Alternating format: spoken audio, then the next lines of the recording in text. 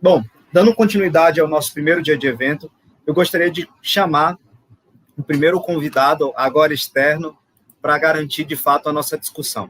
Ele é colunista de educação do Globo e diretor e fundador do GEDUCA, que é a Associação de Jornalistas de Educação.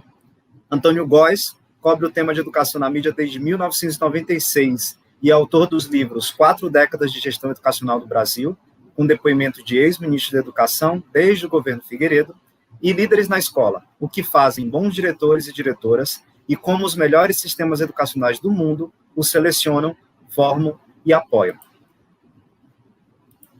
Além disso, ele foi bolsista na Universidade de Michigan e na Universidade de Colômbia, vencedor dos prêmios ESSO, Embratel, Folha, Undime e Andifes, sempre com reportagens sobre educação. É um prazer enorme ter você aqui. Bem-vindo, Antônio Góes.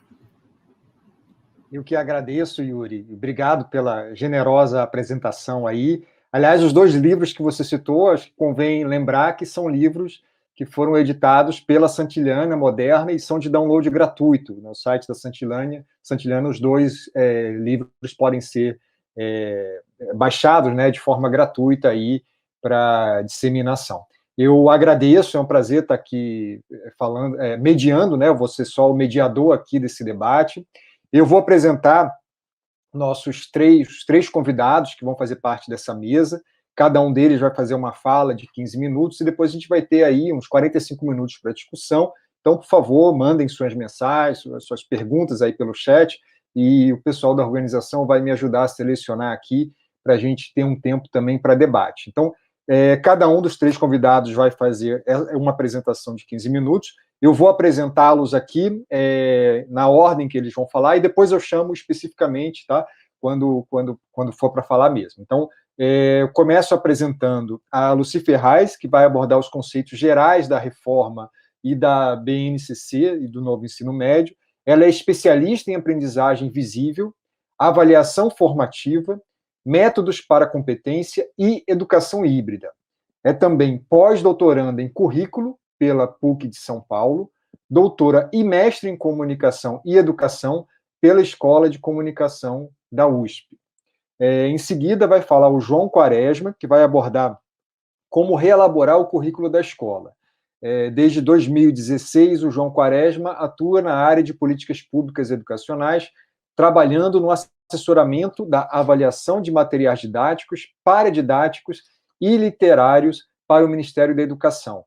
Ele é mestre em Antropologia Social e Histórica pela Escola de Altos Estudos em Ciências Sociais de Toulouse, assim como em Desenvolvimento, Sociedade e Cooperação Internacional pela Universidade de Brasília.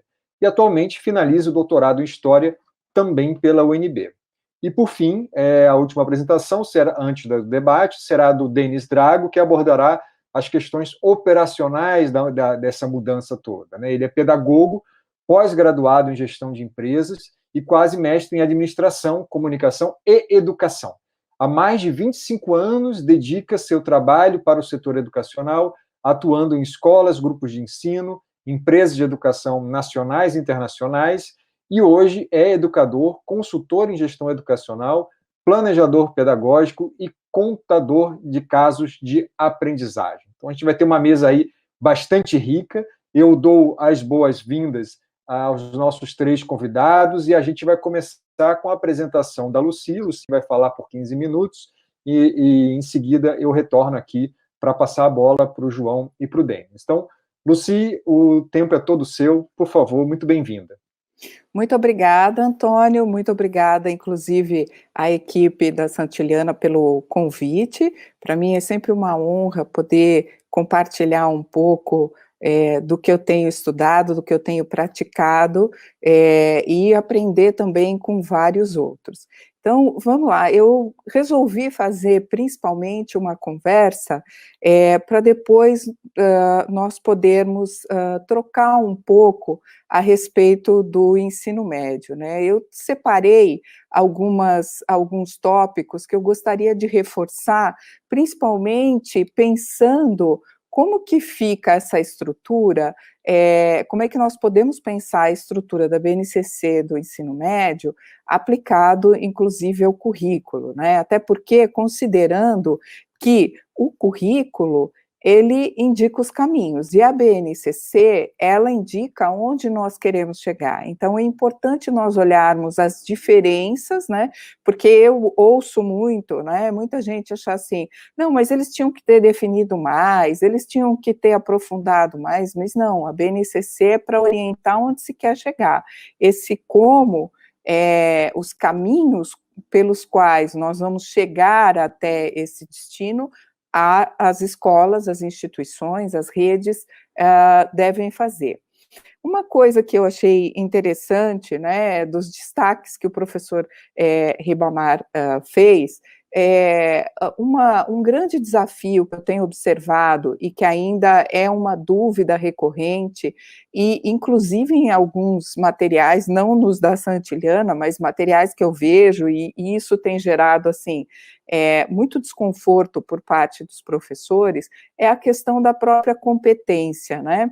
A BNCC, ela foi estruturada com a partir de 10 competências gerais, que espera-se que sejam trabalhadas durante todos esses processos, tá certo? Que tem o conhecimento, o pensamento crítico, o repertório cultural, comunicação, cultura digital, todos esses, né? E tem também as competências essenciais que estão ligadas às áreas de conhecimento, que seriam, então, linguagens e as suas tecnologias, matemática e suas tecnologias, ciências da natureza e suas tecnologias, e ciências humanas e sociais aplicadas, né? Por que é importante falar dessas competências essenciais, né? Porque são aquelas que nós temos que trabalhar, porque fazem parte dessa formação do jovem.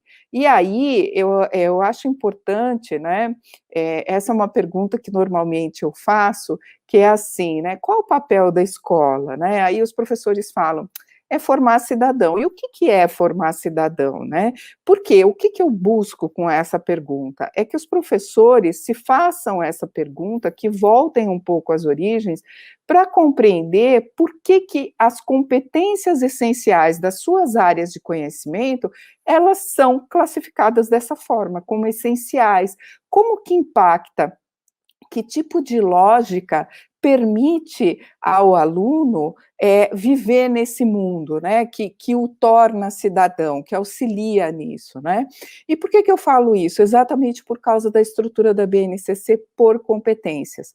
As competências, né, o que é você ter competência em algo? É você ter a capacidade de resolver determinados desafios, determinados problemas, a partir de saberes que você tem, tanto os saberes conceituais ou factuais, como também a habilidade prática de aplicar esses saberes no dia a dia, né? E, ainda assim, você ter essa atitude, que é a terceira dimensão, né, das competências, em determinados contextos. Então, e aí é importante nós olharmos, porque o fato de você aplicar esses saberes, tanto conceituais como as habilidades práticas, num determinado contexto, muito provavelmente a forma e a atitude como você vai fazer isso, num outro contexto, ela vai se modificar.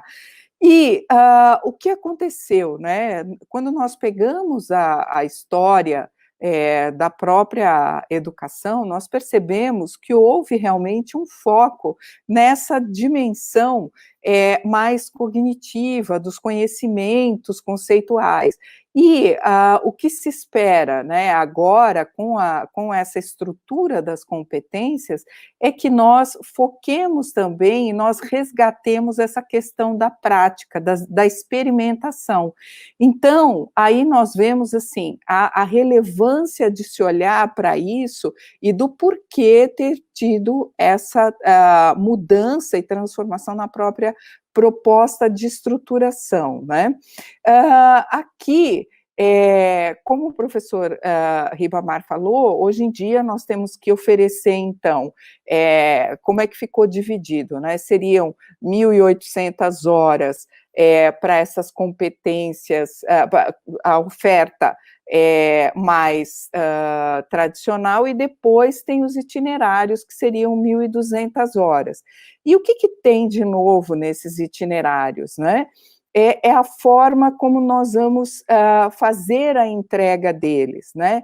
Então, é importante que, quando nós formos entregar isso, né, propor as atividades, e principalmente pelo fato de nós estarmos falando muito em metodologias ativas, ou seja, o aluno no centro desse processo, e aí muitas pessoas me falam assim, né, eu falo o aluno protagonista, e muitas pessoas falam, o que é esse aluno protagonista? O que vai determinar esse aluno, né, ele desenvolver a atividade, a forma como ele vai desenvolver, se ele vai ser mais ou menos protagonista, tem relação com o quê? Tem relação principalmente com o tipo de comando que nós, professores, damos para eles durante essas atividades. Então, quando nós falando nesses eixos norteadores, né, a investigação científica, ele vai investigar mais ou menos, dependendo do tipo de comando que eu permitir que eu vou dar, em função, inclusive, da gestão que eu vou fazer de sala de aula.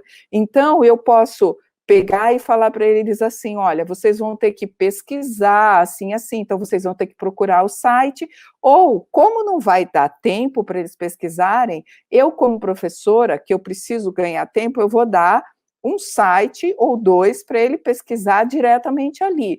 Então, o meu protagonismo, a minha participação, a participação protagonista que eu estou propondo para os meus alunos, ela vai variar conforme o comando que eu estou dando para eles, inclusive considerando o tempo que eles vão levar. Tá certo? Então, isso precisa estar no nosso radar, até para que nós possamos entender o quanto nós, de fato, permitimos que eles fossem protagonistas ou não.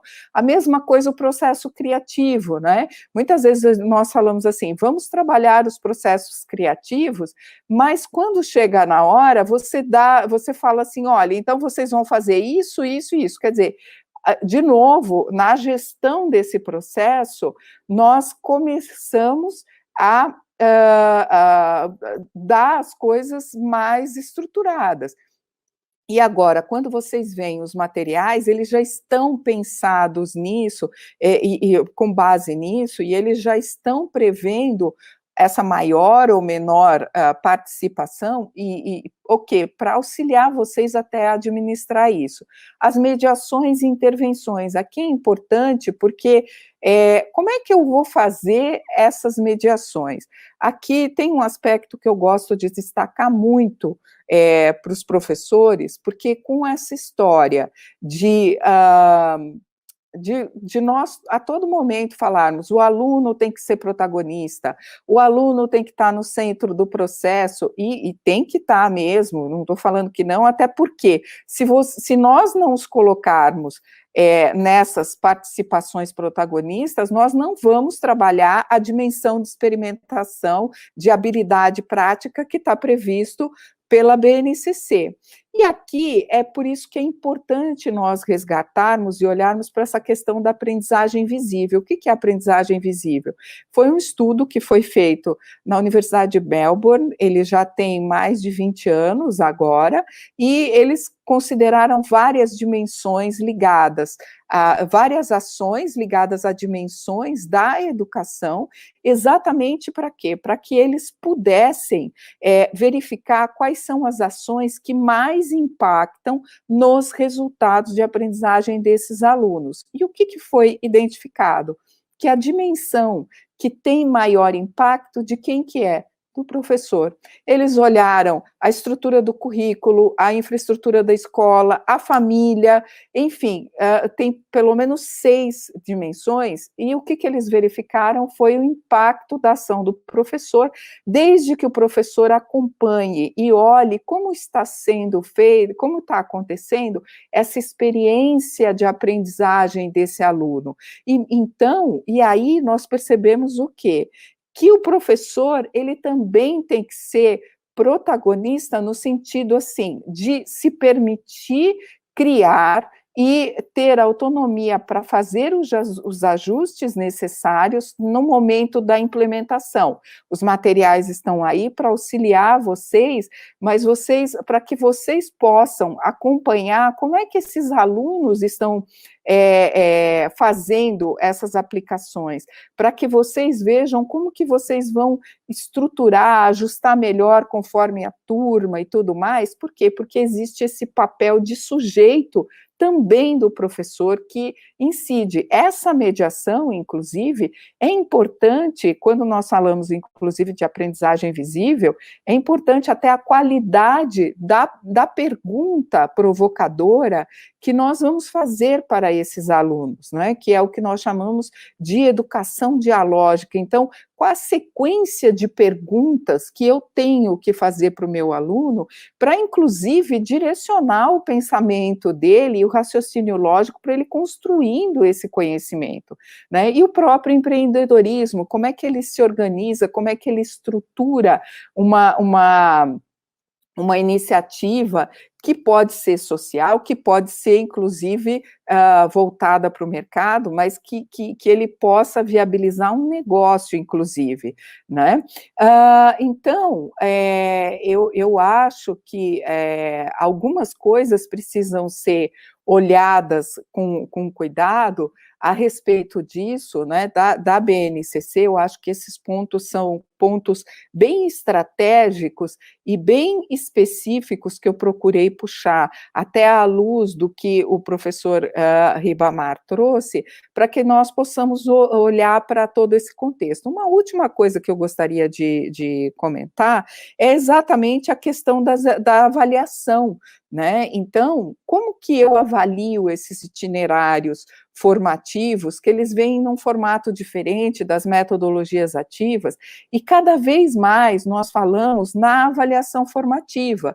Só que para isso, nós precisamos o quê? Nós precisamos definir muito bem os objetivos de aprendizagem, as competências que nós queremos trabalhar, né? Então, os objetos de conhecimento e as habilidades que nós queremos trabalhar ao longo de um processo, e a partir daí nós precisamos definir o quê? As evidências. E aqui agora na pandemia, né, que também foi mencionado, tem um desafio muito grande, porque de repente os professores falaram, mas como que eu vou avaliar? E o que eu vou avaliar? E, na verdade, né, a minha observação das falas dos professores me permitiu identificar que há muita confusão entre evidência e instrumentos de avaliação. Então, uma analogia que eu acabei fazendo foi a seguinte: eu acredito que vários de vocês tenham assistido algum episódio daqueles filmes de análise forense, tipo CSI, NCIS, né, que eles fazem toda aquela avaliação. Então, eu costumo perguntar, o que é uma gota de sangue? A gota de sangue é a evidência. Você olhando para a gota de sangue, você já consegue dizer tudo? Não. Aí é que você vai para os processos avaliativos. Então, ela é um material. Então, quando eu falo de evidências, né, eu tenho que olhar para exatamente os aspectos que vão me mostrar questões ligadas a essas competências que eu quero trabalhar. Então, eu estou vendo aqui que eu estou chegando no meu limite, né? E então eu gostaria de ficar por aqui nesse momento, mas depois, nas perguntas, nós podemos aprofundar um pouco mais, tá certo? Muito obrigada. Muito obrigado, Lucy. Obrigado por você foi um reloginho, viu? 15 minutos cravado. Cria uma responsabilidade para os próximos, mas o tempo é importante para a gente ter o espaço exatamente esse, de debate, de diálogo depois. Então, eu peço que quem ficou aí com uma pergunta, né, a ser feita para a Lucy, que faça logo, não espere, né, para a gente já começar a selecionar aqui. Bem, nós vamos agora, eu passo então a palavra para o João, já o apresentei, e ele vai falar sobre como reelaborar o currículo da escola. Bem-vindo, João. Muito obrigado. Eu preparei um PPT, eu gostaria que ele fosse projetado, porque a minha fala está bem organizada, porque eu vou tentar manter esses 15 minutos, eu prometo. Lucy colocou pressão e eu vou manter essa régua aí. Eu sou João Quaresma, sou consultor para políticas públicas, pode passar. Próximo slide. Então, eu quero agradecer aos organizadores do evento, especialmente a Solange Petrosino, que foi quem me convidou, e aí, é alguém que eu admiro realmente, eu gosto da fala dela, gosto do jeito que ela se coloca, então, por isso eu aceitei, mas eu tenho que especificar que eu não tenho nenhuma vinculação com a Santillana, com qualquer outro grupo editorial, porque eu trabalho prestando consultorias para o próprio Ministério da Educação, então sempre tenho que colocar essa distância em relação a qualquer grupo editorial.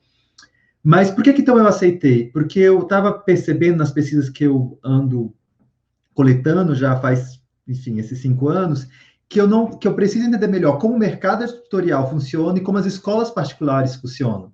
Então, aqui, para mim, eu estou super ansioso para saber como é que todas essas políticas que a gente gesta ali no MEC, como é que isso impacta também as escolas particulares. Então, para mim, é um momento muito único. É a primeira vez que eu tenho possibilidade de falar com as escolas particulares e com gestores. Próximo slide.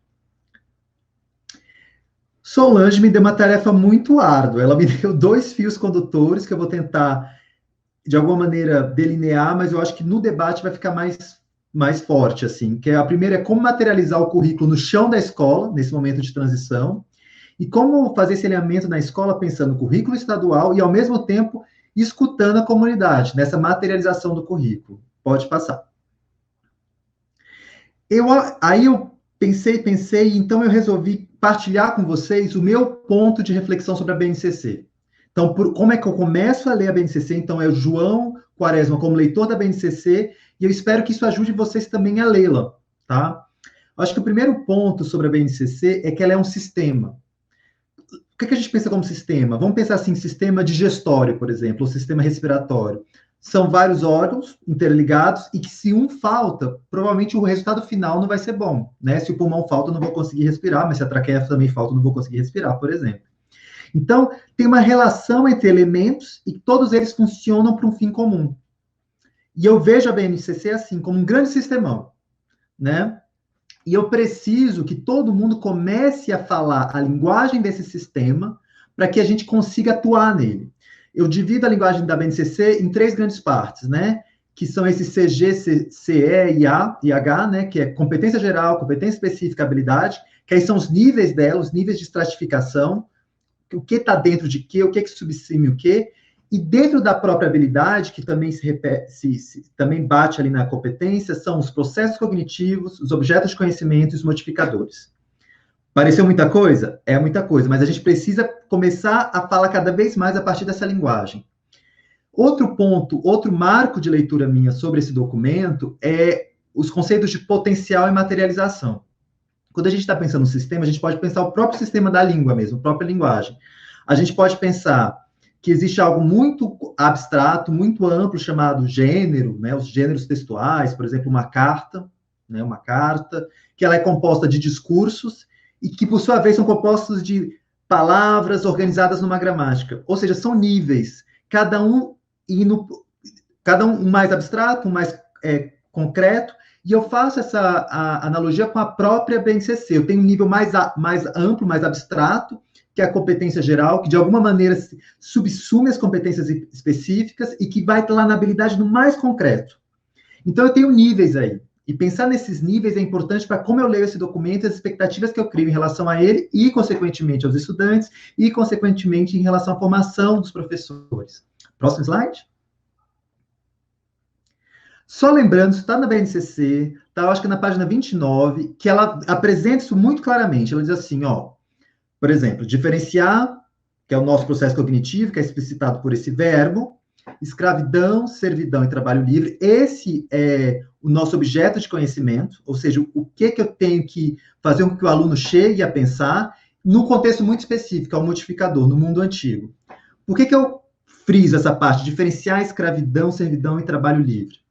Diferenciar, ele é diferente, por exemplo, de identificar. Quando eu identifico escravidão, eu pego ali os elementos da escravidão e, por exemplo, listo.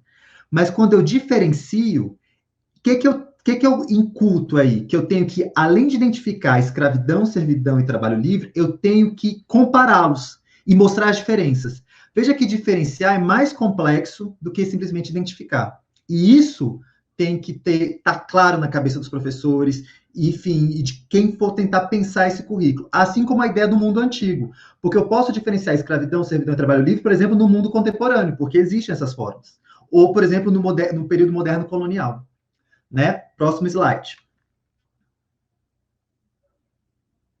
E aqui eu dei alguns exemplos rapidinhos, porque ali aquele exemplo estava fácil, né, de uma habilidade. Agora vamos pensar as habilidades do ensino médio, que essas são bastante complexas, até porque elas podem ser dadas do primeiro ao terceiro ano, mas vamos pensar aqui numa de linguagens, né?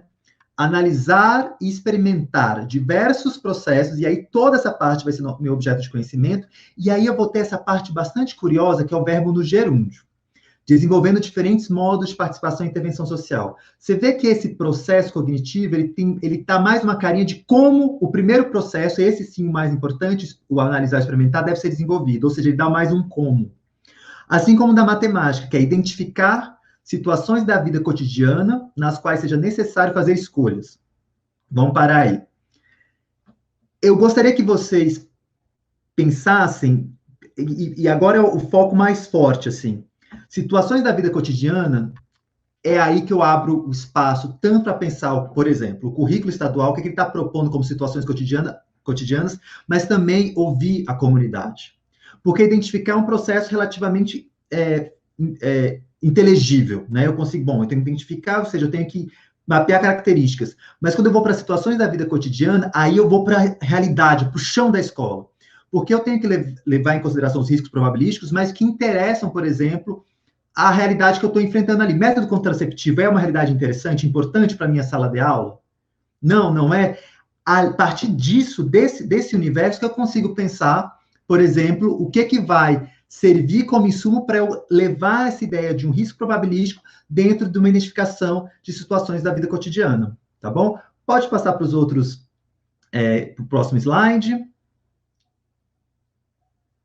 Aqui são só mais 2 exemplos. Aqui tem avaliar os benefícios de risco à saúde e ao ambiente. Então, avaliar é um processo extremamente complexo, porque passa por identificar, passa por comparar, e de alguma forma, o que já está pressuposto ali no posicionando é uma tomada de decisão, uma tomada de posição.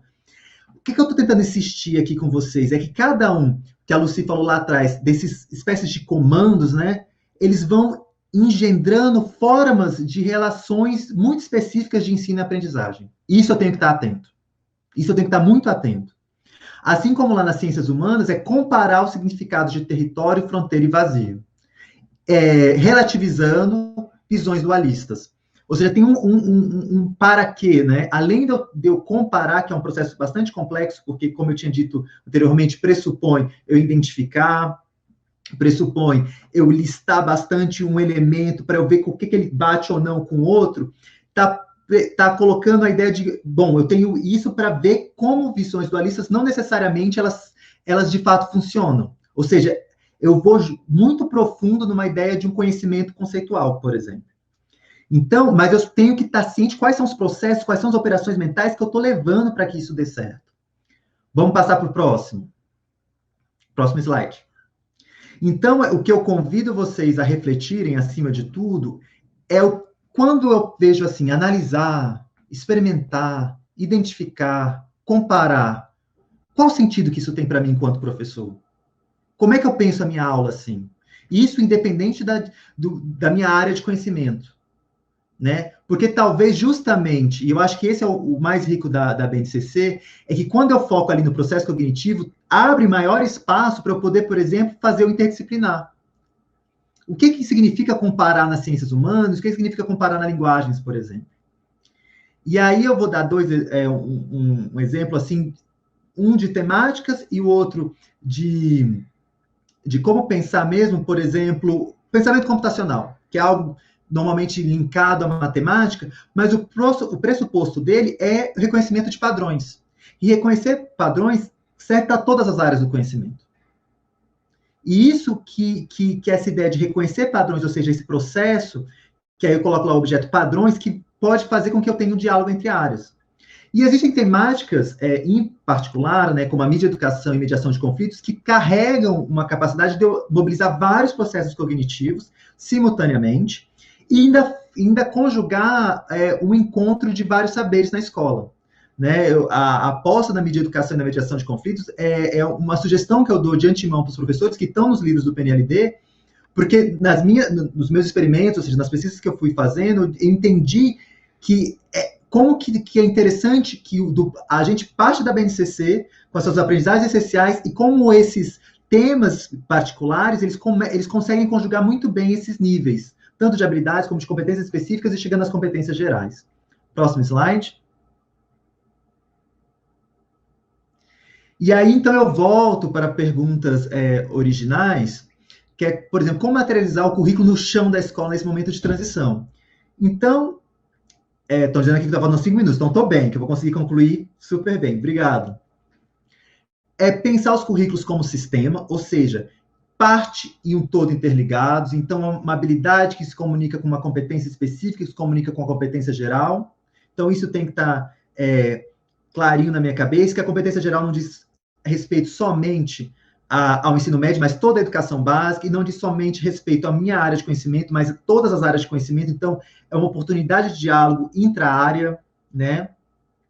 Ser proficiente, ou pelo menos ter algum nível de proficiência, né? Eu acho que é complexado, porque é claro que professores de linguagem, porque é uma estrutura oracional mesmo, vão ter mais facilidade, mas tentar refletir o que implica um determinado objeto de conhecimento, que ele é ativado por um processo cognitivo, ou seja, um verbo que vem anteriormente, e que tem lá um contexto específico. Então, pensar a partir dessa linguagem, né? Sempre pensar, então, eu acho que desse binômio potencial e materialização, eu acho que o currículo, então, essa proposta de leitura que eu dou para vocês, o currículo é uma grande potência de significados, uma grande potência de experiências, mas ele só se materializa, ele só existe enquanto tal, de fato, no dia a dia da escola. Então, a partir do que está ali pressuposto, ouvindo, né, lembrando lá dos riscos probabilísticos, a vida cotidiana, o que interessa para esses estudantes identificarem e calcularem a estatística. Então, eu vou lá e materializo isso dentro do meu contexto, e também perceber os pontos que eu vou chamar de maior ou menor determinação sistêmica.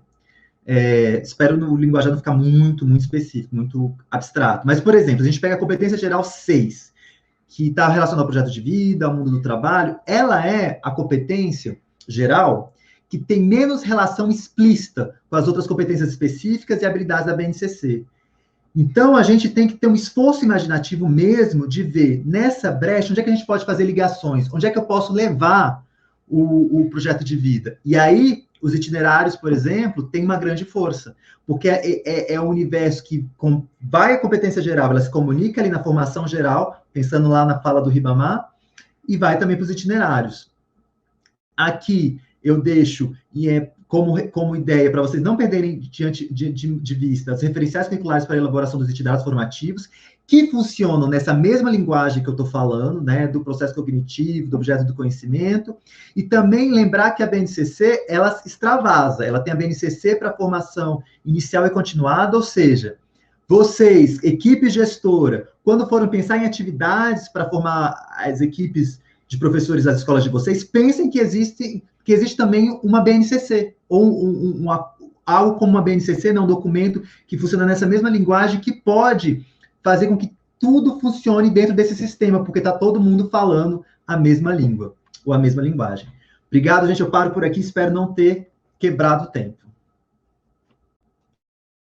Ô, João, muito obrigado. Não quebrou o tempo, não, está todo mundo aqui na pontualidade de reloginho, e é bom que já estão surgindo, né, questões aqui, já começam a aparecer aqui no nosso chat privado, então já vamos ter muito debate, esse é o objetivo mesmo.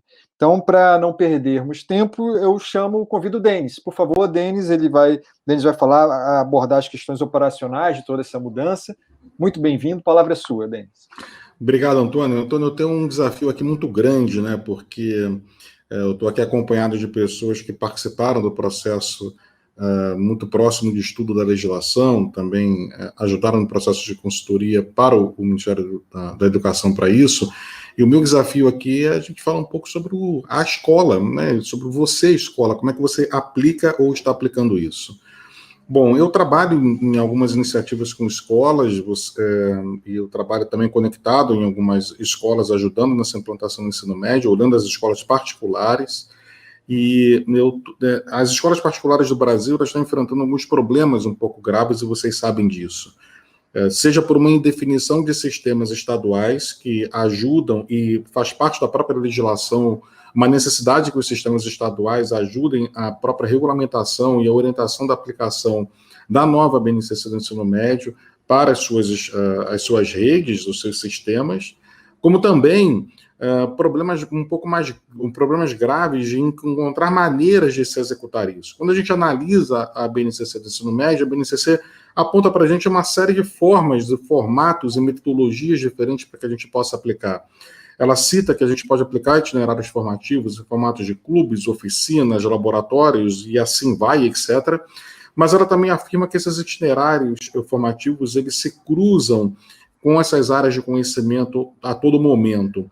E aqui cabe um ponto muito importante da gente poder refletir. Alguns pontos importantes que eu queria convidar vocês a refletir junto comigo.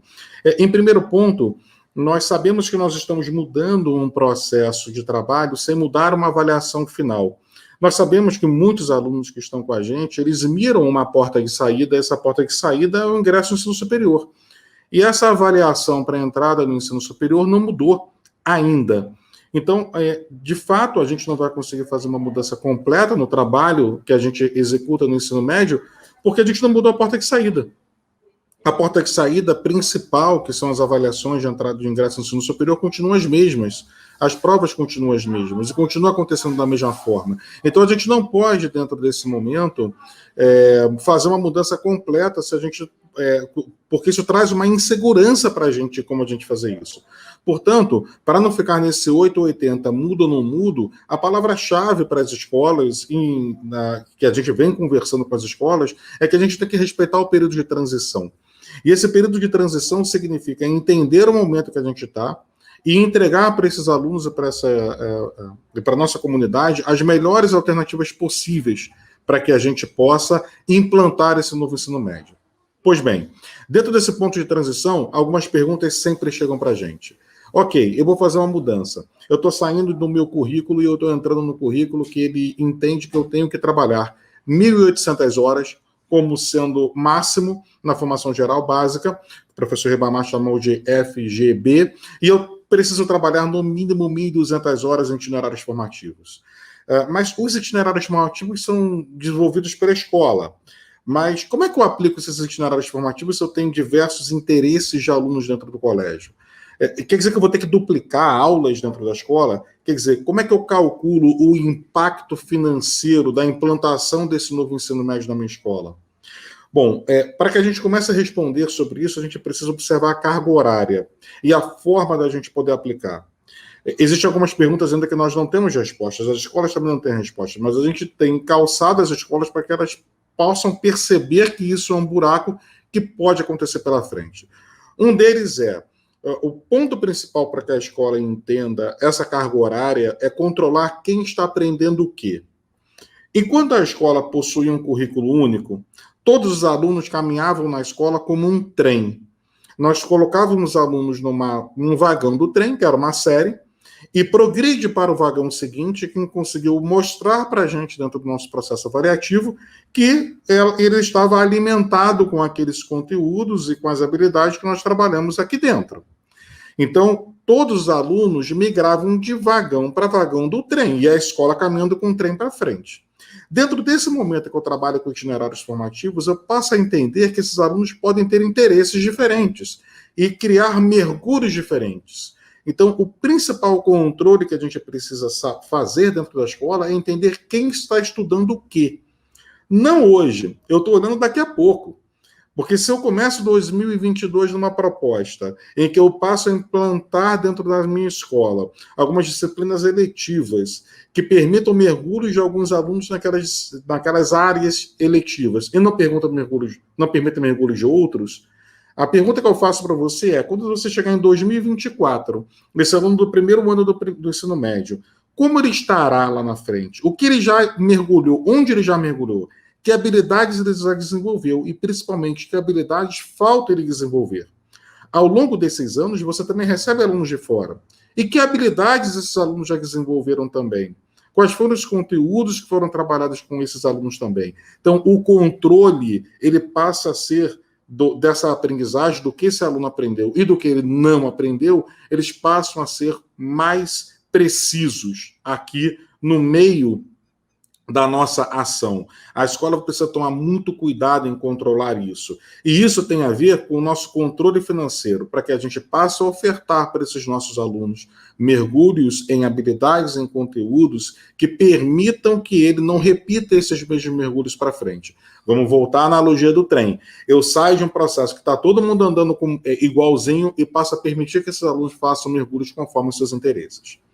Tudo isso precisa ser precedido e acompanhado, não só precedido, pelo projeto de vida.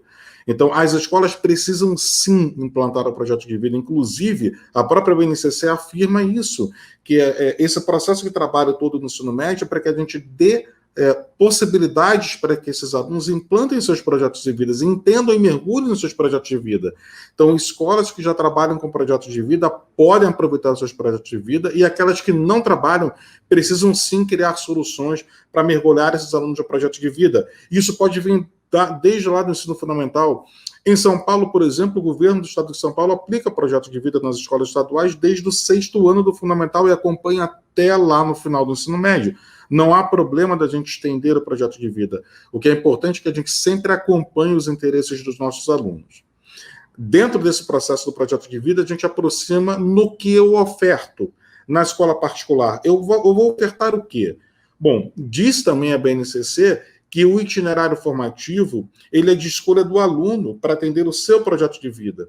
Então, teoricamente, e a gente entende que na prática, ele não é uma determinação da escola. A escola escolhe que o aluno estuda. A escola precisa desenvolver um currículo que atenda à necessidade da sua comunidade escolar, dos seus alunos. Eu tenho que cruzar com, é óbvio, com os interesses da minha região, com os interesses dos meus alunos e com as minhas respostas que eu preciso trazer à frente. Perfeito? É claro que nesse momento nós não temos todas as respostas para todos, porque o processo está começando. Por isso que eu destaquei no início da minha fala, precisamos entender que estamos passando por um processo de transição. A gente não vai virar a escola numa chave para isso. E dentro dessa transição é muito importante respeitar o projeto de vida para poder respeitar a oferta de opções desses itinerários formativos que tem a ver com isso, sempre controlando esse processo de trabalho, controlando o que os alunos aprenderam e o que falta eles aprenderem. Bom, operacionalmente, então, para essa mudança, como é que a gente pode reconstruir essa matriz curricular e como é que a gente está desenvolvendo essa reconstrução?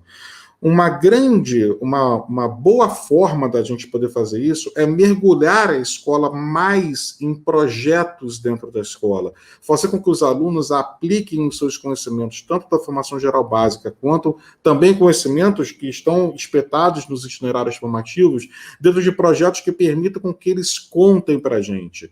E já foi conversado aqui para a gente, o João falou bastante sobre isso, né? Como é que a gente coloca esses processos em prática, e o professor Ribamar também falou lá no início, como é importante a gente entregar o protagonismo para o aluno. Entregar o protagonismo para o aluno também significa entregar fala para esse aluno, poder de fala, de voz. Para isso, a gente precisa ensinar esse aluno a falar e precisa ensinar esse aluno a se posicionar. Portanto, eu posso espetar dentro dos meus itinerários formativos, desde que respeitadas as habilidades previstas dentro deles, os projetos educacionais da escola, fazendo com que esse aluno percorra o seu projeto até o ponto que ele demonstre para a sua comunidade o que ele está desenvolvendo, ou o retrato, o produto final do seu projeto. Pode estar espetado em investigação científica, pode estar espetado também dentro da criatividade, dentro das atividades socioculturais, e assim vai. Você percebe que lá dentro da portaria 1432 do Ministério da Educação, que fala sobre a implantação dos itinerários formativos, em cada um desses eixos, quando ele explica em cada um desses eixos, tem uma palavrinha mágica chamada pressupõe. Em cada um deles, logo após o pressupõe, ele te explica como a gente pode implantar esse nosso itinerário formativo. Então, o nosso projeto ele pode caminhar segundo o que está escrito dentro desse pressupõe. Essa é uma dica fantástica para que as escolas coloquem isso no lugar. Como isso impacta os professores? Bom, os professores eles são impactados, e a gente sabe disso, de duas formas. Uma primeira forma é desmontar parte do seu currículo no formato em que ele aplicava. Isso não quer dizer que ele deixará de trabalhar conteúdos, porque não há competência se a gente tira o conteúdo. O conteúdo ele faz parte desse processo de trabalho. Então o professor precisa continuar trabalhando o conteúdo, mas naturalmente ele vai desmontar a sequência lógica que ele trabalha aquele conteúdo para espetar dentro de projetos educacionais da escola, ou em formatos de clubes, ou oficinas, ou assim vai. Essa é uma questão que vocês vão precisar mergulhar dentro da escola, dentro desses conteúdos. E uma segunda questão é no formato, porque tanto quanto uma reorganização curricular, a nossa BNCC do ensino médio fala muito sobre formato, a forma com que a gente fala o nosso conteúdo. E o que nós estamos enxergando agora, no momento da pandemia e no retorno às escolas que já começaram a fazer um retorno, mesmo que gradual, é que os alunos eles estão cansados do formato expositivo. Então, a gente precisa entregar mais espaço para trabalhar outros formatos. A gente sabe que existe sempre um questionamento por parte do professor e das escolas, mas como eu vou trabalhar dentro de um outro formato e trazer o mesmo resultado que eu tinha anteriormente? Faz parte do nosso desafio e faz parte da transição. Nós precisamos experimentar dentro desse processo da transição novos formatos de ações, novos formatos de organização, de aplicação do nosso currículo na escola, do nosso conteúdo, para que a gente possa medir os nossos resultados dentro da nossa comunidade. Essa é a sugestão. Como é que a gente, então, faz para não impactar financeiramente a escola? Reconstruindo sequências lógicas de aplicação de conteúdos dentro dos itinerários formativos, sempre observando a educação por projetos. Essa é uma dica que eu trago para vocês. Bom, Antônio, eu acho que eu consegui varrer aqui algumas dicas práticas para todos, né? Mas eu acho que vão vir perguntas, e eu gostaria muito que as pessoas fizessem perguntas para que a gente conseguisse também amarrar a realidade de quem está nos escutando. Perfeito, Denis. Super obrigado. Olha, mediar uma mesa que todo mundo respeita o tempo, acho que o mediador não tem nem papel aqui, porque vocês foram tão bem, agradeço, mas acho que a importância disso é para a gente justamente ter tempo para o debate. E o João trabalhou com aquela ideia do sistema, né? A gente precisa entender a base nacional comum curricular, o ensino médio como sistema. Eu acho que eu vou pegar essa imagem dele para toda essa política, é um sistema também, né? Se não só a base, uma política que é pensada em documentos oficiais, mas no caso da educação, a gente está falando de 27 estados, 5.500 municípios, 180 mil escolas, milhões de professores, 2, 3 milhões de professores, 50 milhões de alunos. Então, cada célula, né? Aí acho que é essa dimensão, talvez, já que o João usou também a analogia com o corpo humano, a gente está falando de um sistema de alta complexidade, né? E é importante entender como esse sistema precisa falar a mesma língua, ele precisa estar em harmonia e ele precisa ser compatibilizado em várias questões, inclusive na prática, né? Lá na ponta, na escola, os educadores vão precisar de respostas muito práticas para os dilemas que eles precisam, né? Para além de entender a concepção geral e essas questões que o Denis começou a trazer. Então, eu agradeço demais, acho que as falas de vocês contribuíram muito com isso, e óbvio que tem muito espaço para pergunta aqui. Eu já vou começar com uma pergunta para Lucy. Deixa eu rolar aqui meu chat. Assim, uma pergunta, Lucy, para você destrinchar melhor essa diferenciação entre evidências e instrumentos. Tá, ok, obrigada, Antônio. Eu queria agradecer também os outros dois professores, o professor Quaresma e o professor Drago, porque também nós acabamos complementando uns aos outros, né? Nessa questão da evidência, eu gosto de destacar essa questão, porque eu tenho visto que tem sido um desafio muito grande, né? Então, trazendo um pouco para o contexto mesmo do ensino médio, pegando, por exemplo, um tópico de ciências da natureza, vamos colocar um, assim, que eu confesso para vocês que agora não vou saber dizer se é ensino fundamental ou médio, mas o fato é, vamos supor que você está trabalhando fotossíntese, tá? Que deve ser, inclusive, imagino que seja ensino fundamental, mas vamos colocar assim, no momento que o aluno está explicando, tá, você tem que definir, é importante que quando você define como que ele vai ter que apresentar isso, quais são os elementos-chave que tem que constar da argumentação dele, da explicação dele. Então, porque tem o oxigênio que vai fazer uma reação e vai ter essa questão, aliás, vai ter a luz do sol que vai rebater, enfim. Esses elementos que ele vai usar na argumentação dele, você tem que ter como carro-chefe. Essas são as evidências de que ele se apropriou adequadamente ou não. E nós não estamos falando de uma coisa que seja decorada, tá certo? Mas é sempre importante nós buscarmos que ele explique com as palavras dele, mas são elementos desses conceitos todos, como que ele está conseguindo se apropriar disso e colocar e explicar na prática, tá? Então, essas são as evidências, e aí você pode fazer um trabalho escrito, você pode pedir para ele fazer um diário de bordo do que ele está fazendo, se você for, então, para as chamadas competências socioemocionais e nós entrarmos naquelas competências gerais, né, da BNCC, falando da questão de comunicação, então, como é que ele se comunica, né? Então, é importante, aí, quando nós falamos em avaliação formativa e na evidência, é importante nós fazermos, inclusive, a rubrica, né, que são os vários níveis, e você vai definindo os diferentes níveis, assim, ele fez uma comunicação bem pobrezinha, ou ele fez uma comunicação que ele detalhou bem, ele foi claro, e ele soube descrever bem o raciocínio dele.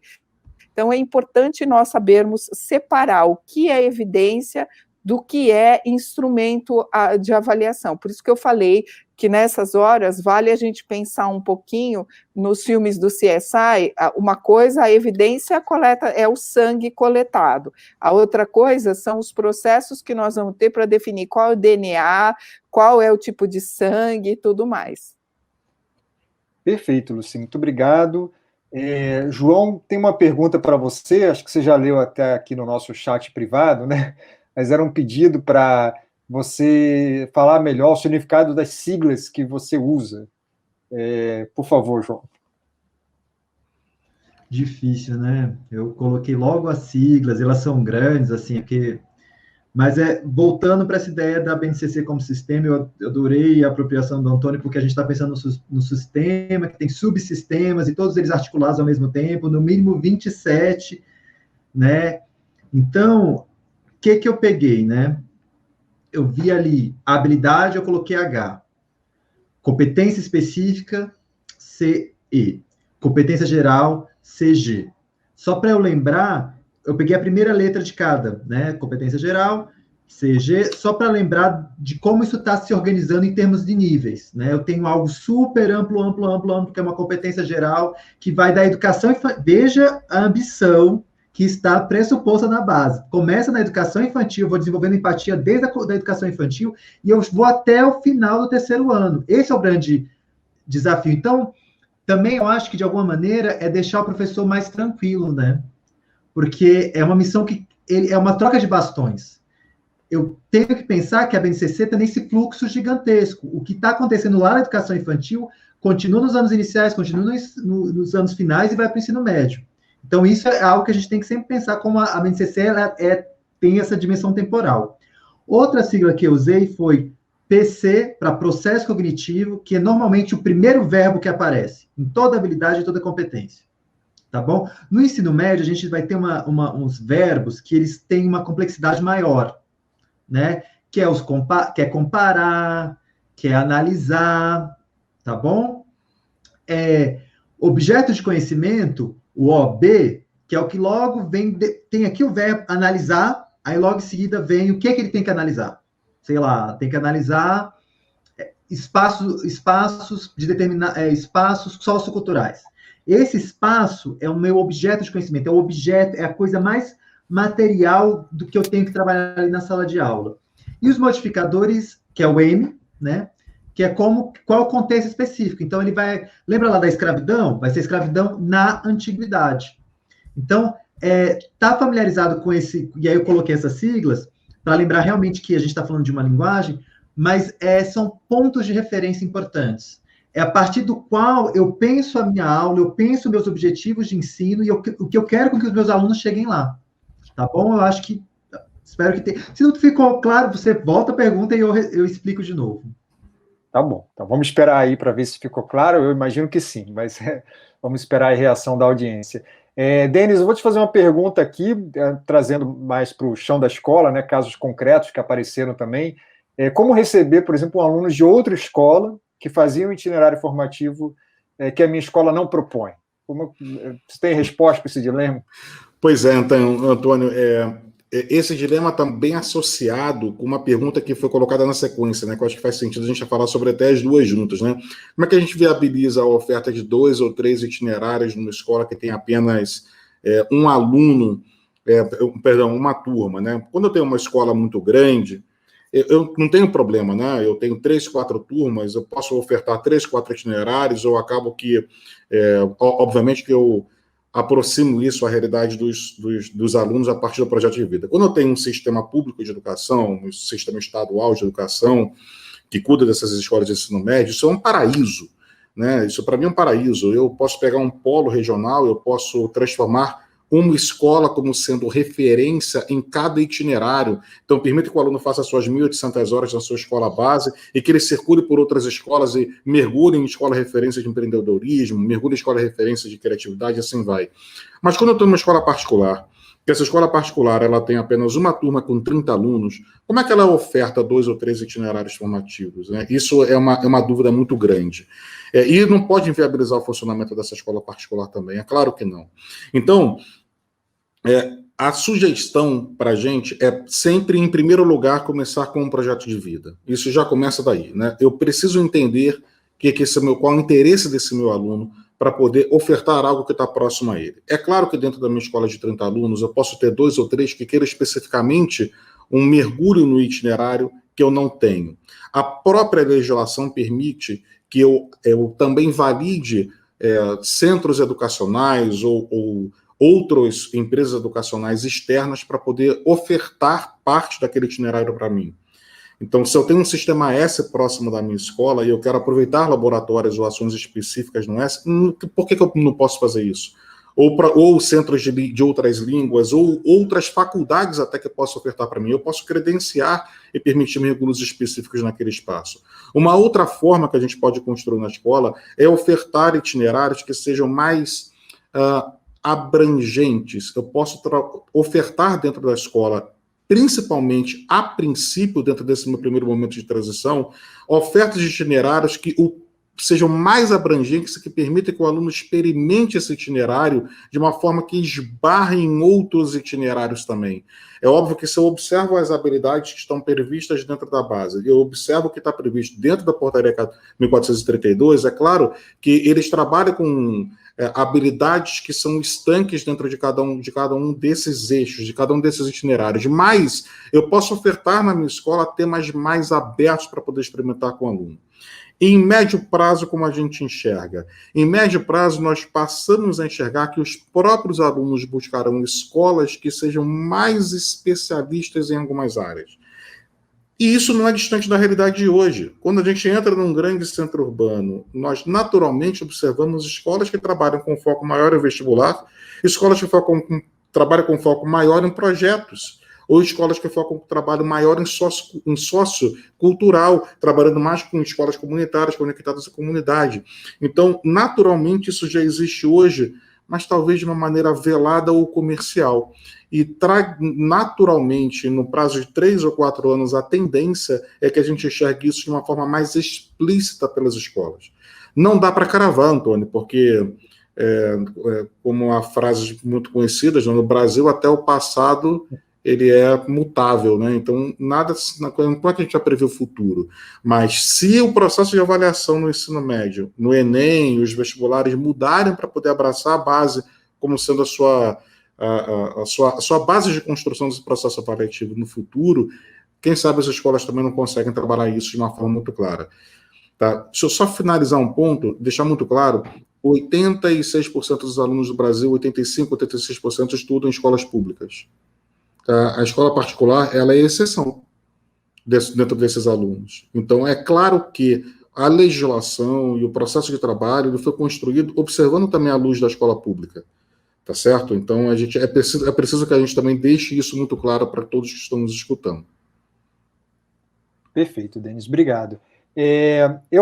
As perguntas estão chegando de maneira mais ou menos para direcionar, né, especificamente para vocês, mas eu quero deixar vocês três à vontade aqui quando quiserem comentar sobre a resposta de enfim, quando se sentirem confortáveis com isso. Então, Lucy, mais uma pergunta aqui para você sobre os instrumentos avaliativos aplicados, eles devem ser coerentes com as evidências? Na verdade, eles devem ser coerentes com as evidências e com as metodologias que você está utilizando. Então, por exemplo, se você está fazendo, como o professor Drago falou, da aprendizagem por projetos, você não vai fazer uma prova no final, né? Então, é importante, e veja, nós estamos falando, a avaliação formativa, ela se dá ao longo do processo e depois nós até podemos fazer uma avaliação somativa do projeto final que ele apresentou. Mas é muito enriquecedor até para que nós possamos identificar que realmente todas essas competências, tanto as gerais quanto as essenciais, foram trabalhadas durante esse processo, quando você faz, por exemplo, então você faz uma etapa, pede para eles fazerem um registro específico num diário de bordo, aí você pode pedir para eles estão fazendo uma discussão sobre uma pesquisa que eles tiveram que fazer para embasar o próprio desenvolvimento do projeto, aí você faz um mapa mental. Então, esse tipo de instrumento, e depois, no final, você pode compor todo ele e utilizar tudo isso para a elaboração e a própria entrega do projeto. Então, tudo isso vai dar subsídio para você olhar e falar, não, realmente eles trabalharam tais e tais e tais aspectos, esses aqui eles não trabalharam. Então, tem a ver com evidência, mas principalmente com a metodologia a partir da qual você vai trabalhar todas essas competências. Perfeito, Lucy, obrigado. João, uma pergunta aqui que foi direcionada para você. Qual a importância dos currículos estaduais nos currículos das escolas particulares? Uma afirmação de que no meu estado o currículo não está homologado, por exemplo. E como é que eu faço? Bom, eu gostei muito da palavra do Denis anteriormente, né? E aí, pensando realmente no Ministério da Educação, o foco são os mais de 80% de estudantes que estudam em escolas públicas. Porém, o currículo, quando você me pergunta, né, eu pensando em você, escola particular, qual a importância do meu currículo estadual? Total. Porque a BNCC, ela não é o currículo, ela é uma base para currículos. Então, o meu grande referencial vai ser o que o Estado está propondo. Mas aí você me pergunta de forma muito evidente, tá, mas se não está homologado, o que eu faço? Duas estratégias. Primeiro, olhar como está o encaminhar desse desenvolvimento, porque provavelmente eles estão já se não está homologado, já está avançado.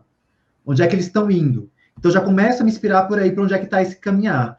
Segundo, é ver que está no período de transição mesmo. Então, eu posso olhar a BNCC, ver como é que o meu estado, o que eles estão propondo como desenvolvimento e começar a adaptar progressivamente as minhas aulas, considerando que o meu estado está um pouquinho anterior aos outros. Mas eu não queria que vocês se sentissem imensamente estressados. É também entender, esse tempo de pandemia atrasou o ProBNCC, que é esse programa de implementação da base no Brasil inteiro. E aí o que a gente pode fazer é tentar ver isso. Qual é o nível de discussão aqui no meu estado? Como é que eu consigo já adaptar isso para as minhas aulas? E fazer nesse jogo. Eu queria só voltar numa outra questão, se me permitem, lá dos itinerários. Como é que eu faço? Lembra que itinerário tem eletiva, projeto de vida e aí o aprofundamento? O difícil mesmo, que em média pega, é o aprofundamento. Mas eletiva, eu posso aproveitar fácil de uma escola para outra. Porque mesmo que a eletiva de outra escola não seja a minha, é eletiva. Projeto de vida também me parece ser algo mais fácil de adaptar. Então, o que talvez eu me pergunte é, quando um aluno vem de outra escola, como é que eu penso essa adaptação de aprofundamento? Eu acho que essa era a pequena dica que eu queria dar. Perfeito. E eu pedi para o Denis também, aqui no chat privado, para ele falar também, que eu acho que é pertinente também ouvi-lo sobre essa questão, Denis. Legal, obrigado, Antônio. Obrigado, João. É interessante, né? Porque isso, dentro da minha fala, eu expliquei um pouco sobre o desafio da gente tentar entender sobre o que o aluno está aprendendo, ou o que ele não está aprendendo, ou o que falta ele aprender. Que talvez essa seja a grande dúvida que para na cabeça do gestor, né? A partir do momento que eu tenho tantas possibilidades, quando não tinha possibilidade nenhuma, reclamavam, né? Se não tem possibilidade, todo mundo tem que fazer a mesma coisa. Agora que todo mundo tem a pessoa de possibilidade, reclama que tem muita possibilidade, né? Então, e a gente passa a virar essa forma de trabalho, né? Isso vai desde sistema de gestão escolar, gente, que emitia histórico escolar com nota, e agora a gente não vai poder emitir histórico escolar só com nota, porque a gente vai ter que dizer o que o aluno aprendeu de fato. E aí eu vou ter que associar as habilidades, os códigos lá da BNCC, tá tudo, a gente sabe disso, né? Tem que ser dessa maneira que tem que ser feito, né? Daqui para frente, dentro do caminho. Mas eu queria respeitar a palavra transição.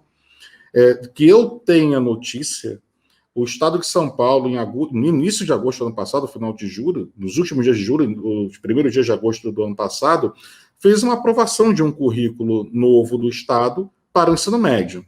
E passou a trabalhar com uma capacitação de professores à distância, passou a trabalhar isso com as escolas. Ele já vem implantando em São Paulo há algum tempo. Outros estados estão em discussão. Pode ser que tenha algum outro estado que tenha aprovado, mas eu não tenho uma notícia de aprovação. Tem algumas legislações, hoje eu estou em Curitiba, eu estou tendo contato com o Paraná, algumas coisas que acabam assustando, que vem pela frente, porque cabe esse questionário, está fazendo o que... Mas isso é do jogo, vai acontecer, tá? E a escola vai acabar tendo que receber e respeitar algumas amarrações que os estados fazem dentro dos seus sistemas estaduais. Para ajudar, a dica é começar por onde você pode e que você tenha segurança de início. E por onde você pode começar a ter segurança de início? Projeto de vida. Número 1. Se você não tem e não implanta, é necessário que faça. Ponto. Isso não tem discussão. Número 2. Entender a organização dos conteúdos e entender como você cruza os conteúdos com as habilidades ditas dentro da BNCC. Parece que eu estou falando alguma coisa que é algo que já deva ter sido feito, mas vão por mim. Não aconteceu com todo mundo, não. Tá legal? Então, esse é um segundo passo importante. E o terceiro passo, que é uma dica que eu entrego como sendo mais fácil, é começar transformando os projetos tradicionais da escola em projetos espetados em itinerários formativos, se os conteúdos trabalhados dos projetos responderem já às habilidades previstas da BNCC. Então, assim, a ideia é não enfeitar o pavão, falando português muito claro, tá bom? Não vamos enfeitar, vamos trabalhar com o que a gente tem dentro do período de transição. Bom, quanto tempo dura o período de transição? Vamos encarar um ano de cada vez? Né? Até 2019, a gente estava achando que 2020 ia fazer uma porção de coisa, né? Aí veio o Covid e não permitiu. Né? Agora a gente achou que 2020 fosse trabalhar para uma porção de coisa. O Covid continuou, a gente continua aqui. Então, vamos entender um ano de cada vez. Vamos começar lá em 2022, entrega um processo de transição. Depois a gente avalia em 2022 o que a gente fez, replaneja para 2023, e assim a gente vai trabalhando, respeitando, mais uma vez, controle do que a gente trabalhou com o aluno e que falta a gente trabalhar com o aluno. Perfeito, Denis, obrigado. Eu vou fazer agora uma pergunta para vocês três, tá? Porque é uma pergunta ampla, eu acho interessante ouvir, né?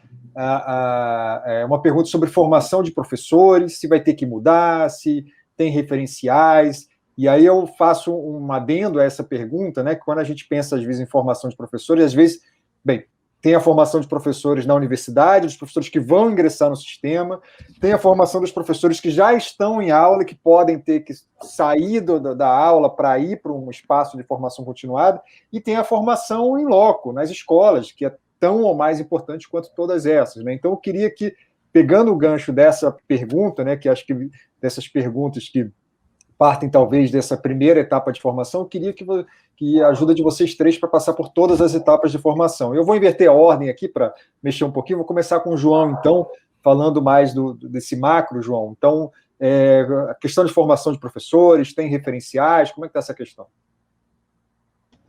Tem referenciais, que o nome é Diretrizes e Base Comum de Formação de Professores, Inicial e Continuado. Então, já tem um documento que passou pelo Conselho Nacional de Educação, assim como a nossa BNCC.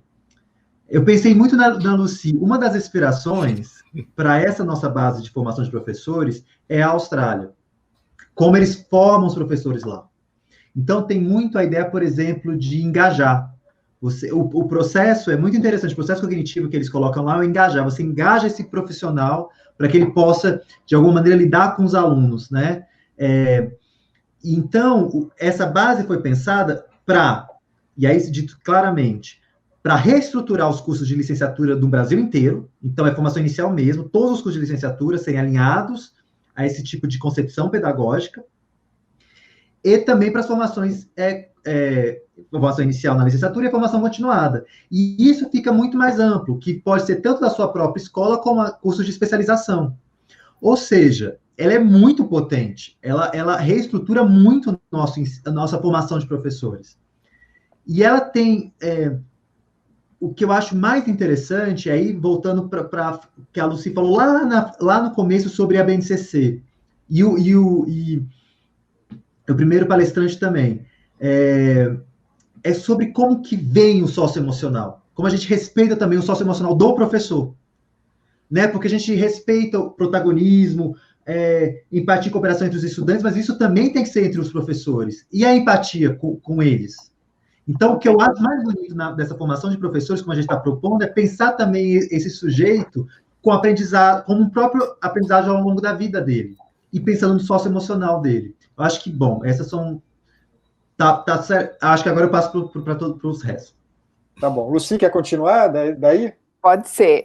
Sobre a formação, realmente, hoje em dia, já tem a BNC de formação, que é isso que o João Quaresma estava falando. É um documento que já foi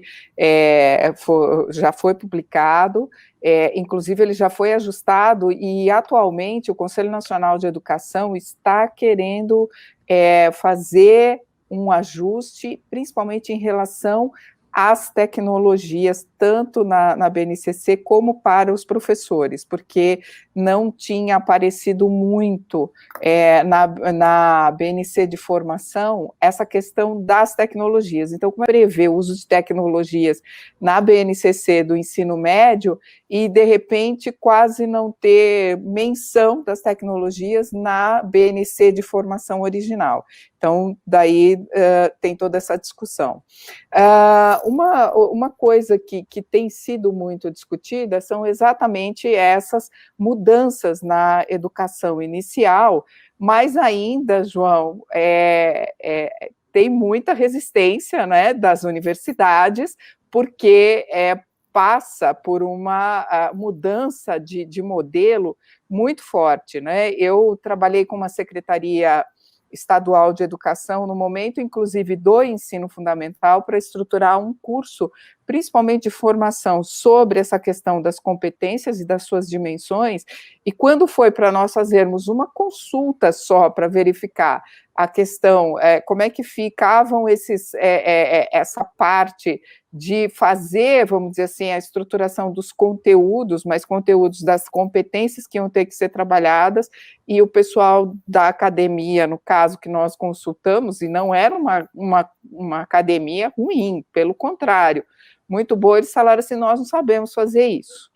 Então, é uma questão muito séria que precisa ser olhada, e eu acredito que o MEC está bem em cima. E é o que nós falamos, das formações, né? Por exemplo, hoje eu tenho trabalhado muito, eu auxiliei na elaboração do currículo da cidade de São Paulo para a parte de tecnologias aqui, e nós trabalhamos várias formações continuadas, exatamente no sentido de que os professores possam se apropriar não só das tecnologias, mas principalmente e também das metodologias.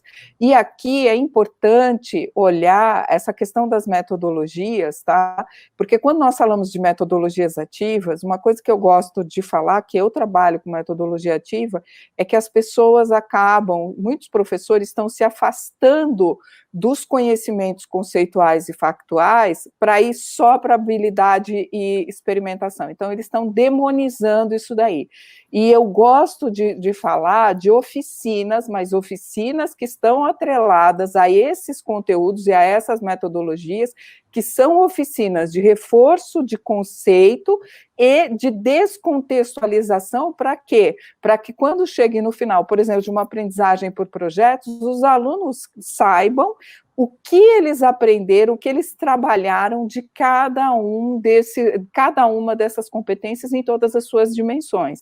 Então, quando nós falamos em formação, cada vez mais nós temos que trabalhar com todos esses contextos, por quê? Para que os professores consigam entender o que é trabalhar em todas essas dimensões, e tanto em educação continuada, hoje eu estou finalizando a montagem de uma pós-graduação em metodologia numa determinada instituição, exatamente nesse sentido. Então, nós vamos começar a ver nós já vemos várias ofertas nesse sentido. Antônio, posso falar um pouquinho dessa questão dentro da escola? Por favor, era essa o mote para você mesmo. Então, é que dentro da escola, a pecinha mais complicada chama ser humano. Né? Esse ser humano, ele é aquele que trabalha e aquele que recebe. Então, tem tudo para dar errado. Né? É um sistema caótico. E é, de fato, um sistema caótico, adultos com crianças, adultos com adolescentes, conflitos, é um sistema caótico. Em que você não tem uma resposta clara e imediata daquilo que você faz. Não é um computador, um maquinário, aperta o botão e desce, não é assim. Quando a gente leva dentro do currículo uma necessidade do desenvolvimento socioemocional desde o princípio, o que a gente está tentando fazer é preparando essa criança desde o princípio para que ela considere que há outros seres humanos no seu planeta ou ao seu redor, que ele vai se relacionar pelo resto da vida.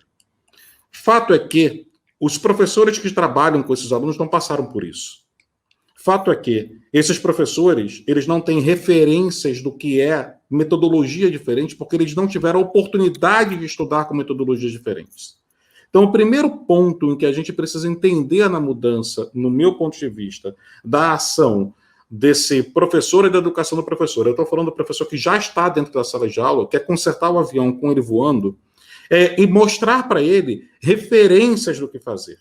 Então, eu preciso, como gestor da escola, aplicar processos de capacitação de professores que utilizem metodologias diferentes para que ele entenda que utilizar metodologias diferentes para aprender faz mais sentido do que outras metodologias anteriores que ele vem utilizando há décadas, para não falar séculos.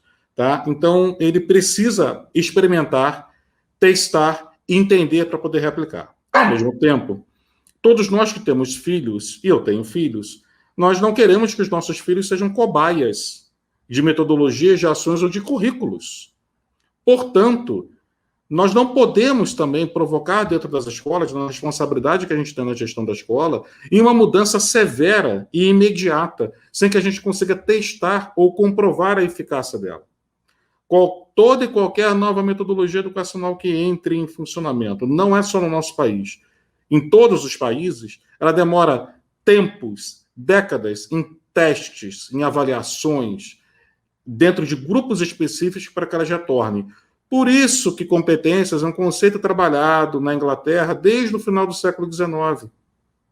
Porque eles já testam, já trabalham, já desenvolvem. Isso não vem só dentro da escola, vem dentro de outros processos educacionais de adultos que se trazem também para dentro das escolas. Então faz total sentido com que a gente, dentro da escola, comece a trabalhar com esses nossos professores, com processos educacionais desses professores de uma maneira diferente, para que eles experimentem e vão mudando pontualmente o seu trabalho da escola. Só que é um trabalho de formiguinha. Não vai ser num estalo, não vai ser de uma hora para outra. Enquanto isso, a faculdade discute o currículo dela, que eu sou pedagogo, formado em 1993, não vou nem falar, mas ok, no início da década de 90, e eu passei pelo processo de educação pedagógico, que eu não desejo que outros professores passem, porque não atende mais à realidade. Atendia lá atrás, mas passaram 30 anos, gente. Não atende mais, né? Obrigado, Denis. Luci, tem uma pergunta aqui para você. Como aparece no boletim essa divisão de formação geral básica e itinerários? A nota é por componente, por área? Preciso fazer uma avaliação por área exclusivamente?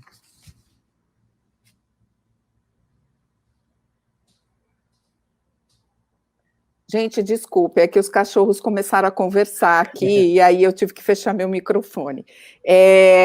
Isso daí vai depender ainda, isso ainda não foi definido, vai depender da matriz do Enem, né? Por enquanto, o que nós temos pensado, né? Hoje em dia, antes da BNCC, já era por área, mas você tinha as notas por disciplinas, né? Talvez haja o ideal, aí é a forma como eu entendo, o ideal é já iniciar essa transição, começar a identificar a questão das competências que estão sendo trabalhadas, começar a desenhar uma matriz disso e verificar ainda, fazer uma transição, que é a palavra que o Denis gosta, mas é uma questão de processo mesmo, porque você não muda essa chavinha. Eu, por exemplo, eu dou aula na Fundação Getúlio Vargas, né?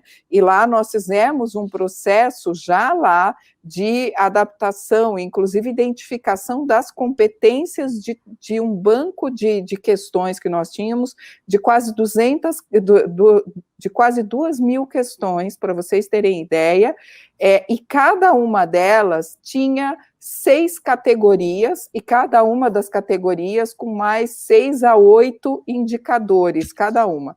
Para cada questão, nós fizemos todas essas classificações. No final, quando essas questões eram aplicadas, nós conseguimos um mapeamento de tudo o que está sendo mapeado, né? De tudo que foi trabalhado com essas questões a partir de todas essas categorias e indicadores. Não é um processo fácil, não é um processo simples, por isso que tem que ser uma transição mesmo. Então, é importante que já se comece a fazer, mas, na verdade, nós vamos ter certeza de como isso será, né? Vai ser com a matriz do Enem. Porém, nós podemos já começar com esse exercício até para deixar claro, olha, aqui nós trabalhamos isso e mais aquilo, de tais competências, né? Porque aí você dá mais consistência, porque uma coisa é você dizer que ele fechou com 9 de história, a outra coisa é você dizer que ele trabalhou tais e tais e tais competências dessa área de história, tais e tais de geografia, que isso tudo compõe essa área de ciências sociais aplicadas. Perfeito, Luci, obrigado. Eu tenho uma pergunta aqui direcionada ao Denis, mas eu pensei em também rodar com vocês, se o João se sente confortável, Luci, mas eu falo sobre material didático, que é também uma questão que perpassa por todas as instâncias, né? A pergunta era inicialmente para o Denis, então vou passar para o Denis primeiro, mas como você avalia o uso de um material didático, muitas famílias e escolas estão amparadas na sequência oferecida por esse material. Possibilitar aos professores e alunos reconstruírem essa sequência já foi pensada pelos grupos que atuam junto com as escolas? Pois é, esperamos que sim. Essa é a resposta inicial, né? Esperamos que nessa altura do campeonato, os grupos que entregam os materiais para as escolas estejam estudando e entregando. E a gente sabe que, de fato, isso acontece, né?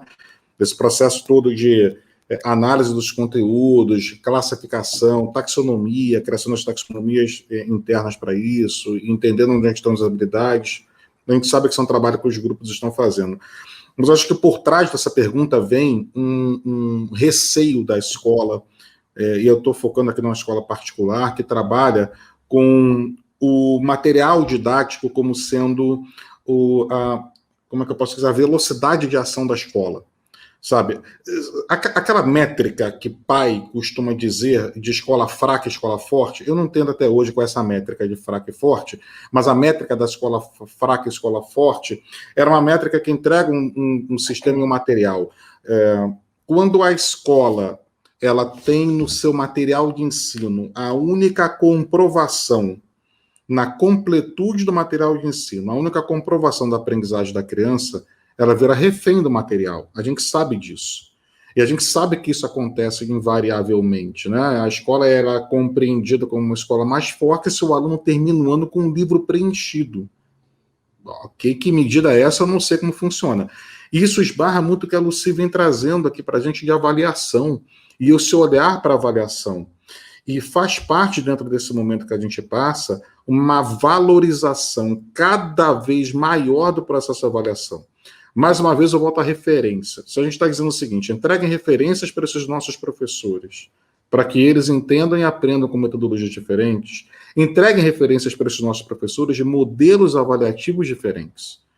Graças ao nosso trabalho, o trabalho de educadores, pesquisadores e divulgadores de educação, como o Antônio faz isso há décadas, eu leio os artigos do Antônio há décadas também, a gente sabe que cada vez fica mais evidente que a avaliação não é dada por nota, a avaliação é dada pelo desenvolvimento e da forma com que a gente enxerga o processo de desenvolvimento desse aluno.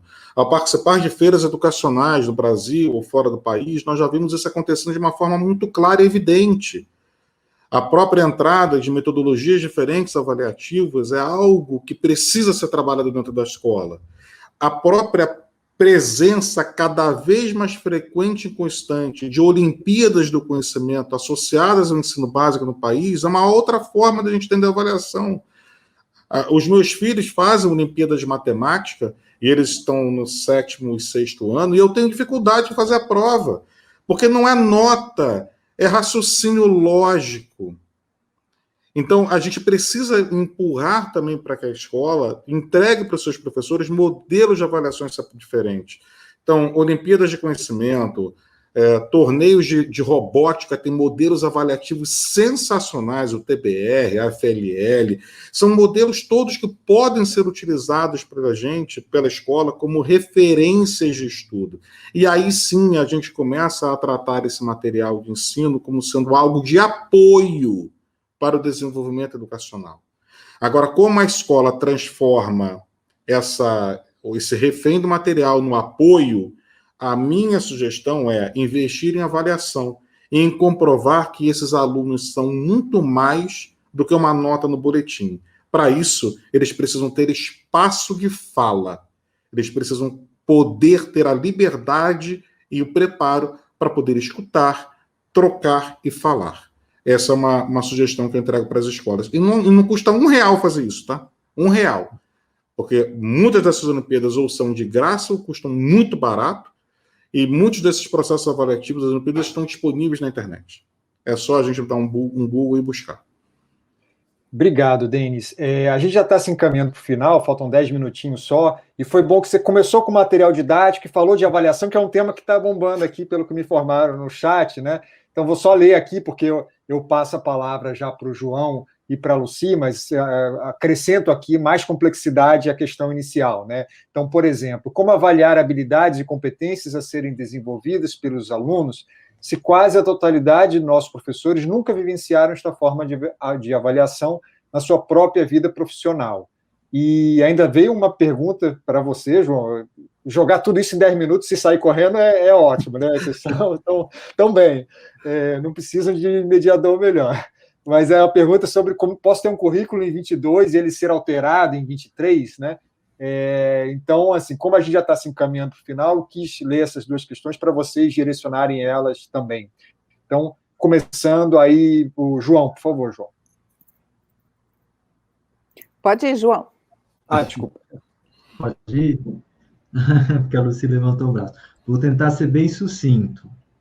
Sobre material didático, aí toca o meu coração, porque a coordenação geral de material didático do MEC é que eu mais assessoro. Então, quem ajudou a desenhar o PNLD Novo Ensino Médio fui eu, que fui chefe de pesquisa e inovação. E aí, uma das questões maiores era justamente isso que estão perguntando.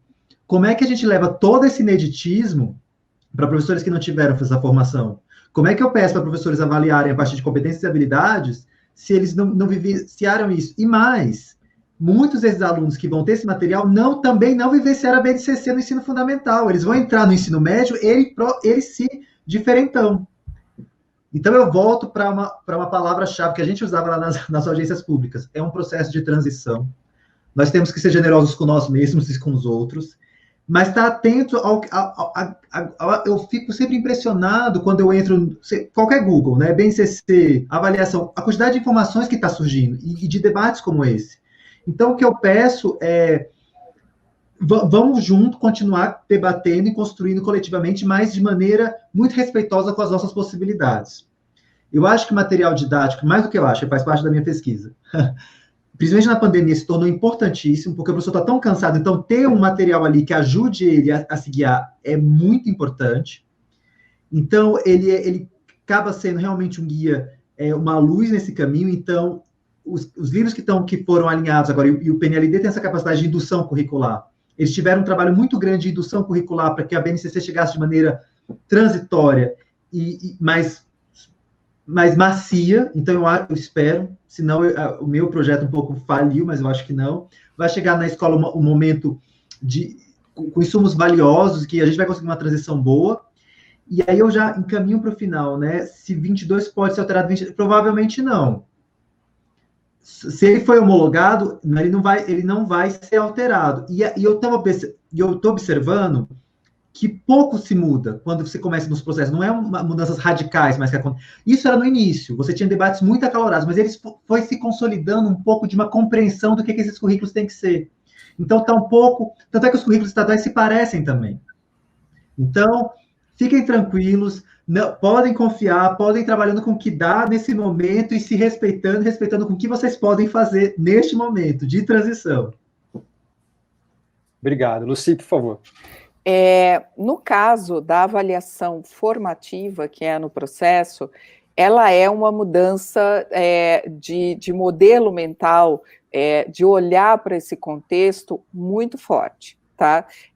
Nós podemos buscar recursos, como o Denis falou, porque isso facilita para a pessoa ir utilizando, mas para mudar o modelo mental, e aí nós vemos o quão danosa é a avaliação somativa.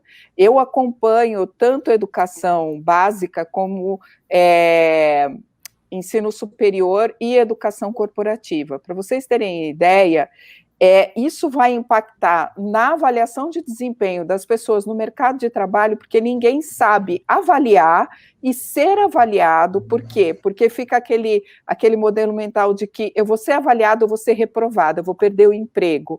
É uma coisa tão forte, gente, que é impressionante, e as pessoas não conseguem perceber que isso é para ele melhorar, para que se possa identificar no que você pode investir. E a avaliação formativa vem para isso, para dizer assim, olha, aqui você está indo bem. Inclusive, para vocês terem ideia, quando nós falamos em aprendizagem visível, a própria Harvard, ela fala uma coisa que é muito interessante, que em avaliação, na hora de você dar o feedback, você não pode elogiar, você tem que dar um feedback que seja qualitativo, no sentido de que, olha, Lucy, você foi bem nisso, nisso e nisso, mas aqui você se enganou ou errou por causa disso e disso e disso, e tratar o erro com um aspecto positivo. Mas isso, como vocês bem falaram, tanto o Denis como o João, nós estamos lidando com pessoas que já têm um modelo mental com esse medo de ser avaliado e de ser reprovado. Então, nós temos que trabalhar muito isso, tem uma série de técnicas e estratégias para trabalhar a avaliação formativa a partir das habilidades.